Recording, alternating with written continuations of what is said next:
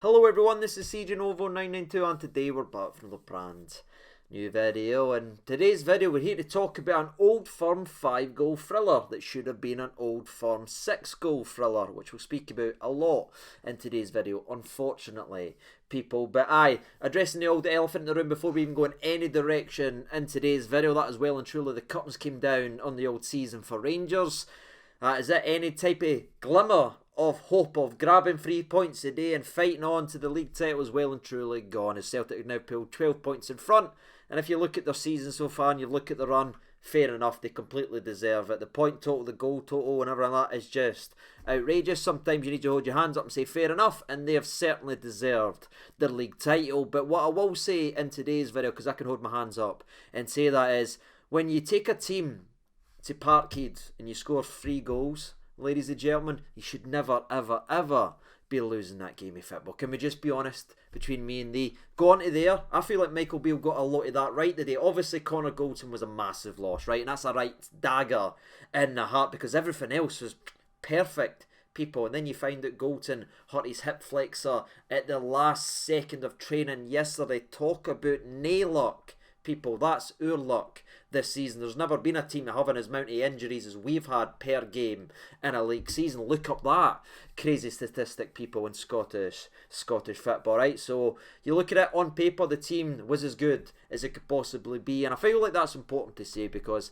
we've lost an Old Firm. I feel like the nice might be a little bit for Michael Beale because again he hasn't won any. That's 3 now. He's played 1 draw, 2 lost, one of them of course being a cup final in which he got it all wrong and beat himself, in my opinion. But I've not got that same energy. If you remember that energy I had in the cup final, I really came after Michael Beale and I said he got it wrong. He didn't pick his best players. He completely out pepped himself, if you actually will. But in this game I feel like he got it right, and I don't think there is much blame on him besides the substitutions, which we'll speak about very, very shortly. Because again, you look at it, he took his team to Parkhead. He got 3 goals. You can't legislate for your 2 starting centre halves to turn into prime Ozil and give Celtic a goal each, people. You know what I mean? We scored 3 goals a day. We assisted 5 and lost the game. How mental and baffling is this football team? Now you might actually be sitting there thinking, CJ, why do you keep mentioning you scored 3 goals? You didn't score 3 goals. Maybe you were working, maybe you were missed the game, maybe you listened to it on the actual radio and you click here saying Celtic 3, Rangers 2. Why do I continue to mention we scored 3 goals? Well, it's pretty damn simple, and I'll tell you right now, it's because we did score 3 goals, and a cheating coward of a referee ripped that away for Rangers. Gone to Parkhead. How difficult it is to go to Parkhead. Never mind how well and how good this Celtic side actually is, the attacking animal that they are. It's always a challenge to go to Parkhead. So when you go to Parkhead, you need to actually turn up and do your job, and this Rangers team did that. You know who didn't do it? The coward of a referee. And I feel like it's important to mention right now, by the way, I didn't always use the referees' excuses. Obviously I voiced my opinion on them right here on the channel, but I think I am pretty fair when it comes to Old Firm games. I mean, I've been doing this for a very, very long time. I followed them up and down. I've been doing this channel for a long time. I've turned grey in front of you people, and I've seen some horrific games, and I've sat here and called it as it is. If we got our scants pulled down and battered,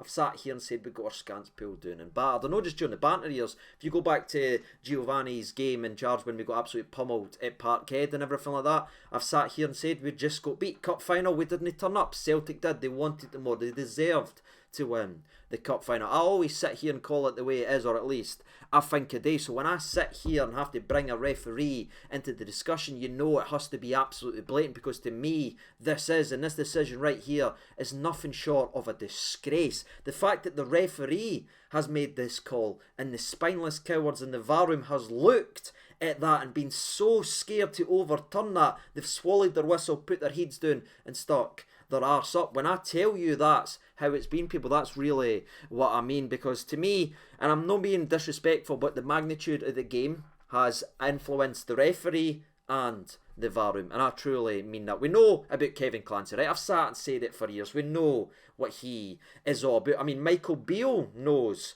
what he's all about. Beale's been charged and missed 5 games before for calling this laddie a cheat. We all know he's absolutely brutal, right? But the magnitude of the game played its part in this decision here, and I really mean that, because if you look at VAR, no disrespect to the two teams I'm going to mention, but if that's Ross County and if that's Kilmarnock or something like that going against each other, do you think, one, that foul's getting given? I don't personally, but let's say it does. Do you honestly sit here and think the people in the VAR room is worried about overturning that call and telling the referee he's wrong in that game? No. That goal is given in every other game besides this one right here, because they know all eyes are on Scottish football, all eyes are on them, all eyes are on their decision making, and they've absolutely been terrified to sit here and tell the referee, whose job it is to influence the game, that he was wrong. That's how I feel about the first opening goal from Rangers that really should have stood, and if it did stood, this game is free at the occasion. But I didn't really want to go down the route of that, people, because even a draw wasn't good enough today. But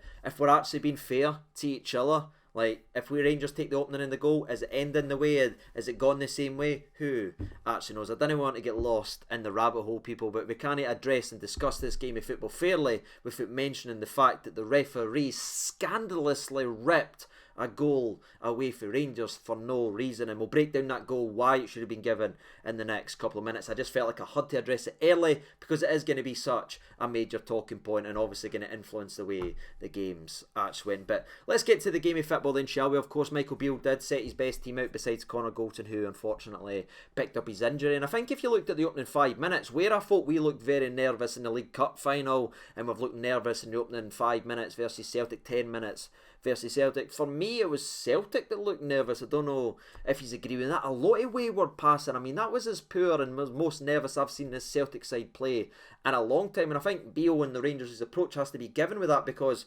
unlike where we've played against them recently, we've sat off them and allowed them to dictate and settle in a game. We met them at the halfway line, we met them right there, and we were forcing these mistakes, and I was going, right, here we go. I mean, first gen Carter Vickers has a howler of a pack pass. It ends up going to Ryan Kent. He gets into the box. Disney shoot, Disney then hesitates, turns back, passes it back to Raskin, and they end up falling away for there as he tries to make a cross at the front post, but Morelos, he's flat on his heels. But it's a good, encouraging start, and we saw that continue over the 10-15 minutes, because again, Carter Vickers, who you know I rate very highly on this channel, I think he's a fantastic defender, has another back pass howler as he turns around blind and tries to pass it to Joe Hart.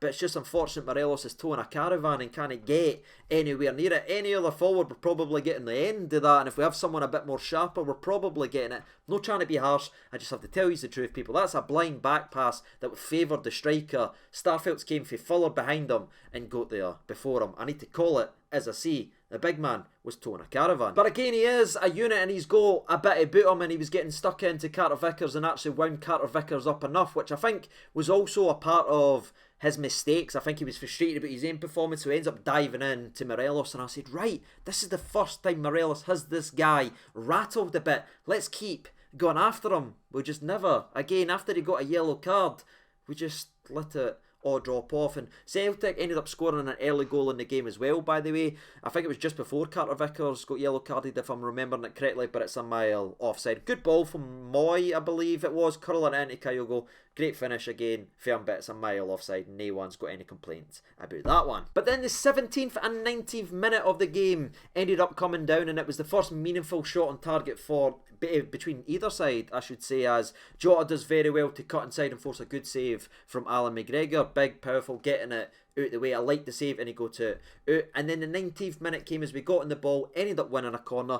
Barisic whips it into the money. Morelos there taps it in, 1-0 to Rangers. It's exactly what you need when you're going to Parkhead against this attacking animal at a Celtic side, to quiet the crowd because there's no Rangers fans there. It's all about that start, and then Clancy's going like this, and you're looking at it, and then you're looking at it, and you're like, didn't tell me Morelos has done anything daft. And then you see it, people. And this, for me, will tell me a lot about who's actually watching today's video, because it will tell you everything you need to know. Because I feel like every player, I mean, in the studio and all that, you had Boyd, obviously, he's going to say it was, but you had McFadden, who's very unanimously not Rangers pro, calling that out, saying it was. You had Stilian Petrov, who, to me, is always fair when he does these games and everything, but even he said this goal should have stood, and it was scandalous actual decision. But you look around, every player who's played the game at any level, people, knows that this isn't a foul because one, Johnson has his arm wire, Morelos ripping his jersey, ends up going off balance, Morelos is just holding him out. You can do that, people. It's football. Guess what? It's a contact sport.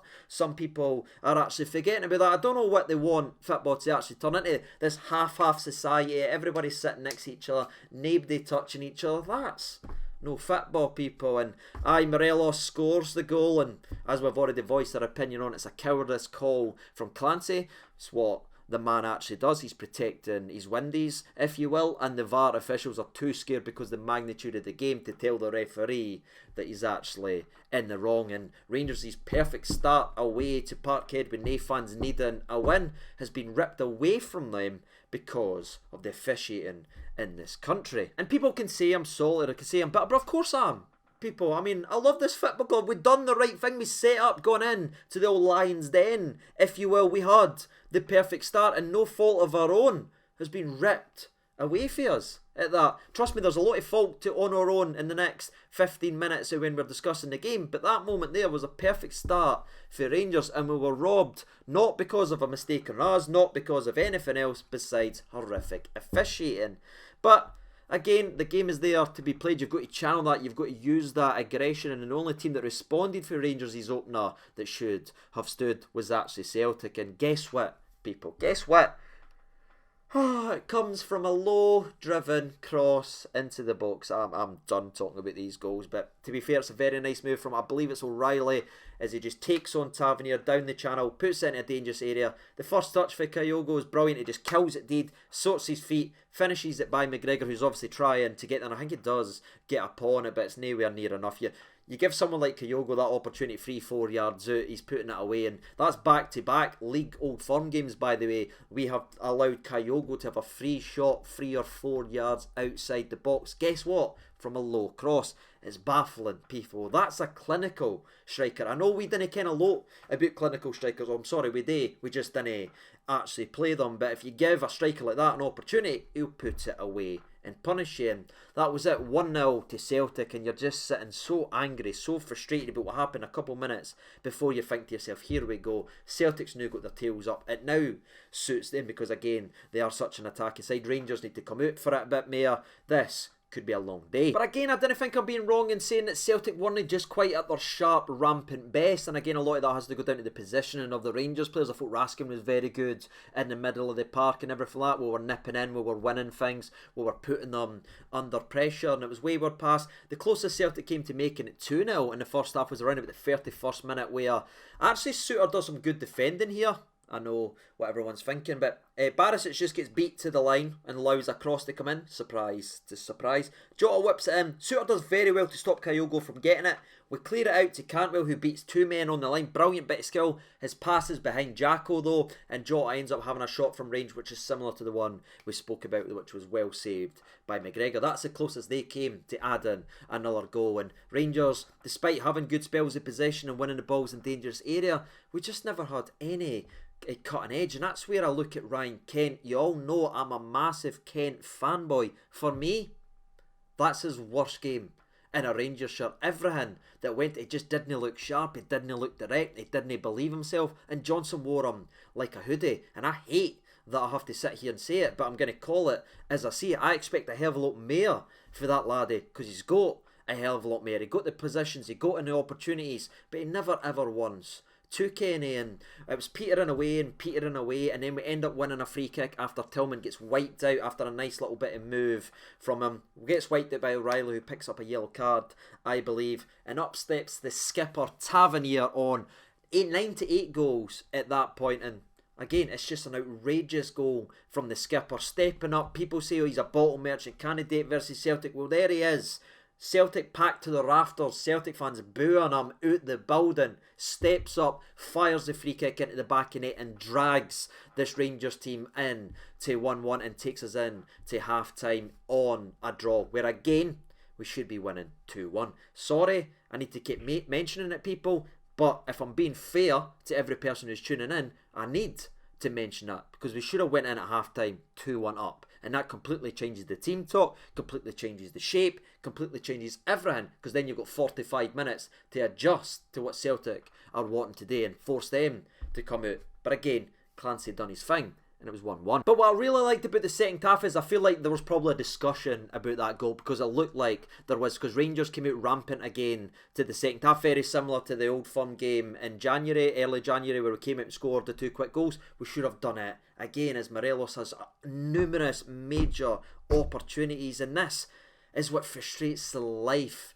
out of me, people, because there's never been a Rangers' number 9 that has the chances per game versus Celtic with such a poor goal return. What's that, 24 games, 3 goals or something like that, yet we'll laud this guy and say we need them for Celtic, do we, people? Or has our standards dropped that low that we feel like we need a 3 goal out of 23 appearances striker? That's never been accepted, but it's applauded and cheered and wanted now, and it just confuses me, and I get slaughtered every time I say we need better than that. Surely we need better than that. And the next couple of minutes will actually show that. Because to be fair to him, he actually does run really good build-up play here in the 49th minute, as that's never been his actual issue. He's got his back to goal, he plays it out to Tavernier, who tries it outside of the foot cross. It ends up being horrifically defended. I believe it's Johnson on Carter Vickers. It falls to Morelos, who's got an opportunity, a free shot on goal. Yes, it's slightly to the left of the box, but come on, if you're a striker of any your salt, you're putting that into the back of net. I think if it drops to the other number 9 in the other team, I think we're having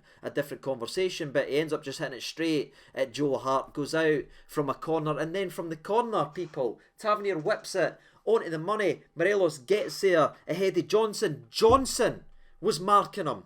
I know he scored one in the first half and everything here, people, but still, he's got to do better with his header, as he ends up just hitting it straight at Jacko anywhere else, and that's a goal. And it might sound harsh because, again, yes, he did score 1 goal in this game, but they are 2 major opportunities that I think falls the other way. They're both in the back of the net, and that's the differences when you get to this level. That's the differences when you want to beat Celtic. That's the differences when you want to claw down gaps and be in league titles. You can't afford to have someone that needs 4 or 5 chances for every goal that he takes, especially against Celtic. But listen, despite me voicing my opinion on this, that's more about maybe a discussion for going into next season, what we need to improve, because despite everything I've said, I'm not sitting here blaming Morelos for this actual loss, believe it or not, because he is who he is. People, you know what he brings you in other aspects, he lets it down. In others, that's always been the way Morelos is, and he certainly wasn't the worst player on that part this evening, despite me obviously voicing my frustrations. But when you're the striker,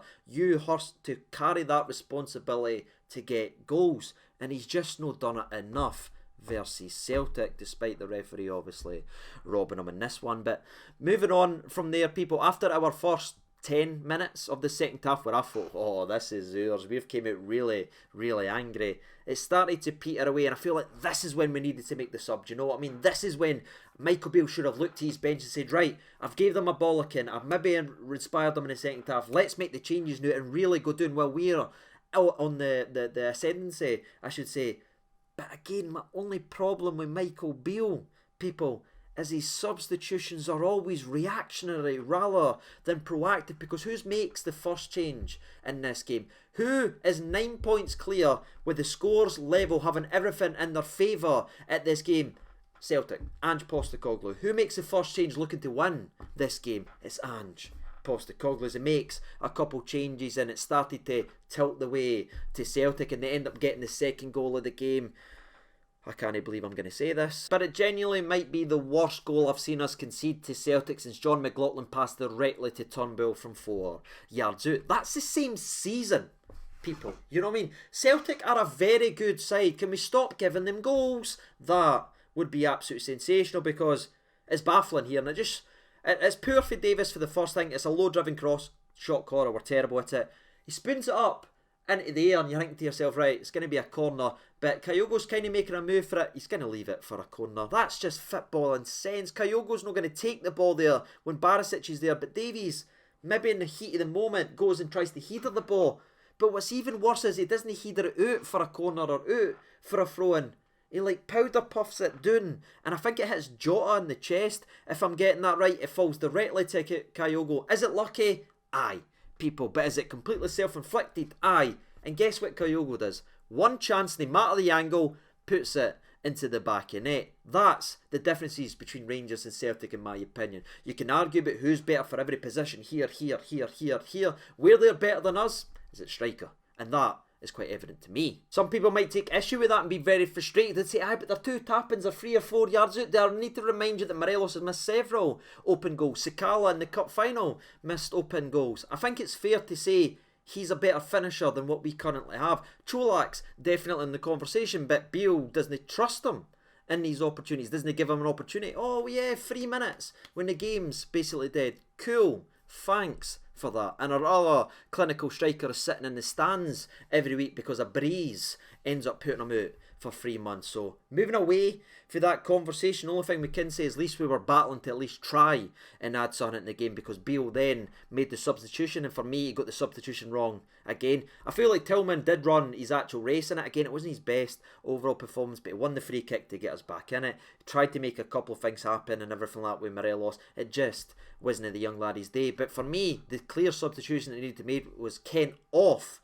for Sakala. Sakala's natural position is left wing. We play him out of position either at right wing or as a number 9, which he isn't a number 9 by the way. And Carter Vickers puts his feet up and looks like Winnie the Pooh every time we play Sakala right next to him, people. But aye, we didn't bring Kent off or anything like that. We asked Sakala to come up and play kind of centrally / featuring out to the right, but it never really made any difference just yet. It's hard to really gauge what the game could have been or what that sub could have been if we never done what we'd done for the third Celtic goal. And remember when I said the Davis goal was the worst goal we've conceded versus Celtic since John McLaughlin passed the Turnbull 4 yards out and everything like that?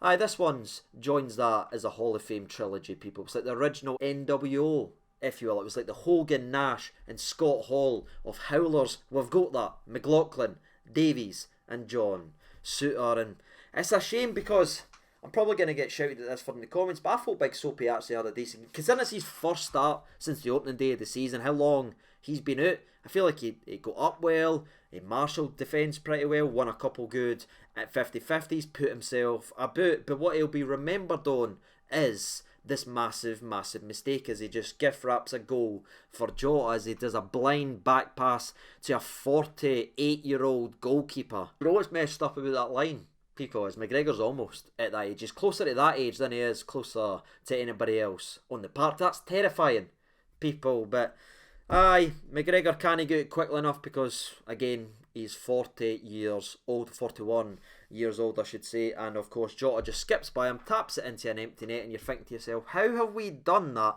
from coming out the second half from, again, should be leading the game anyway, to now 3-2 down from 2 absolute gift wrap goals to the opposition. Only we this season, this cursed season, could have done all of that, people. And people will blame McGregor for that as well, and probably any other goalie's getting out there quicker enough, but we know what we've got in McGregor. And again, we're putting him in these positions, we're putting him in this situation. He shouldn't be in this, he shouldn't be being a part of this, but we are so overly reliant on a keeper that's on a decline. We're putting a legend of this football club like this and giving them embarrassing moments like this because people at the higher levels can't do their actual jobs. But when the game looked dead and buried, and trust me, it looked dead and buried, the Celtic started to have fun, the crowd started to have fun.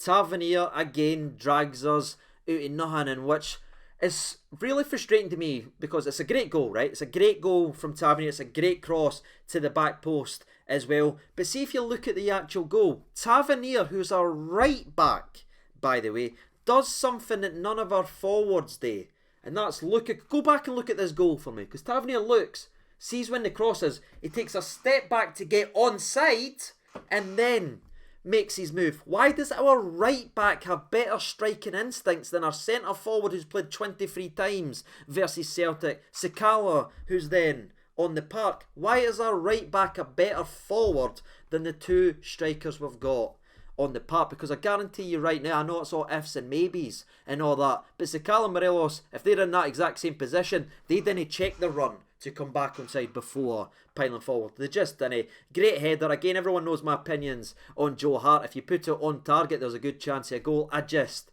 didn't rate the laddie, and that's straight at him. And what happens? It ends up going in to the back, and it's just a shame nobody actually shoots, and we'll get there in a minute. But I know it's an Old Firm loss, I know we're all frustrated and that, but that's Tavernier's 100th goal for Rangers, people. He scored 2 goals in this game to get from 98 to 100 in an Old Firm at Parkhead away with no fans. He done his part, and this guy gets slaughtered for pillar to post. He turned up. He done his job. It's just unfortunate. Some others never. And what's mad is he's probably disappointed he never got a hat-trick as Barisic whips one in the back post where again Tavernier shows better striker instincts the time he's run at the back post. But it's one of those ones the Celtic player gets up, I think it ends up hitting Tavernier either on the chest or the shoulder. He couldn't quite get his napper on it, but that was an actual opportunity and you think to yourself, right.